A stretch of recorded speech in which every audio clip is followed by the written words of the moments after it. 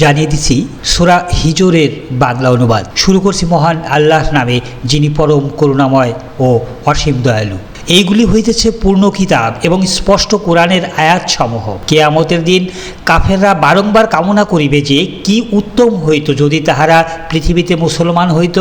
আপনি তাহাদিগকে তাহাদের অবস্থায় থাকিতে দিন, খুব খাইয়া লউক ও আরাম উপভোগ করুক এবং কাল্পনিক আশা তাহাদিগকে ভুলাইয়া রাখুক। শীঘ্রই তাহারা প্রকৃত অবস্থা জানিতে পারিবে।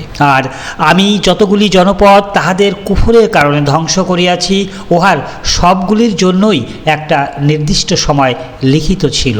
কোনো সম্প্রদায়ই না নিজ নির্ধারিত সময়ের পূর্বে ধ্বংস হইয়াছে, আর না আমি পিছনে রহিয়াছি।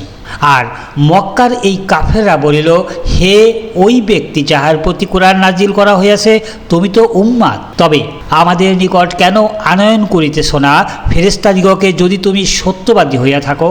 আল্লাহ বলেন, আমি কেবল চরম মীমাংসার জন্যই ফেরেশতা নাজিল করিয়া থাকি এবং সে সময় তাহাদিগকে অবকাশও দেওয়া হইত না। আমি কোরআন নাজিল করিয়াছি এবং আমি উহার রক্ষক। আর আপনার পূর্বেও পয়গম্বর দিগকে প্রেরণ করিয়াছিলাম পূর্বকালীন বহু সম্প্রদায়ের মধ্যে, আর তাহাদের নিকট এমন কোনো রাসূল আসেননি যাহাদিগকে তাহারা বিদ্রূপ করে নাই। এইভাবেই আমি এই অপরাধ পরায়ণদের অন্তরে এই বিদ্রূপ স্থাপন করিয়া দেই, কারণ তাহারা কোরআনের প্রতি ঈমান আনয়ন করে না এবং এই রীতি প্রাচীনদের হইতেই চলিয়া আসিতেছে। আর যদি আমি তাহাদের জন্য আসমানে কোনো দরজা খুলিয়া দেই, অতপর তাহারা দিনের বেলায় উহা দিয়া আসমানে আহরণ করে, তবুও এইরূপ বলিবে যে আমাদের চোখে তো ভেলকি লাগাইয়া দেওয়া হইয়াছিল এবং আমাদের উপর তো সম্পূর্ণরূপে জাদু করিয়া রাখা হইয়াছে। আর নিঃসন্দেহে আমি আসমানে বড় বড় নক্ষত্র সৃজন করিয়াছি এবং দর্শকদের জন্য উহার সজ্জিত করিয়াছি এবং উহাকে প্রত্যেক মরদুদ শয়তান হইতে রক্ষা করিয়াছি। কিন্তু হ্যাঁ, যদি কোনো কথা লুকায়িতভাবে শুনিয়া পালায়, তবে তাহার পিছনে উজ্জ্বল অগ্নিশিখা ধাবমান হয়।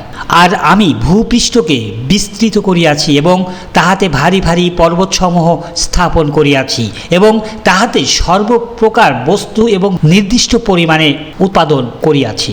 আর আমি উহাতে তোমাদের জন্য জীবিকার উপকরণ প্রস্তুত করিয়াছি এবং উহাদিগকে জীবিকা দান করিয়াছি যাহাদিগকে তোমরা জীবিকা দাও না। আর জীবিকা উপযোগী যত বস্তু আছে উহার ভাণ্ডার সমস্তই আমার নিকট রহিয়াছে এবং আমি উহা এক নির্ধারিত পরিমাণে নাজিল করিতে থাকি।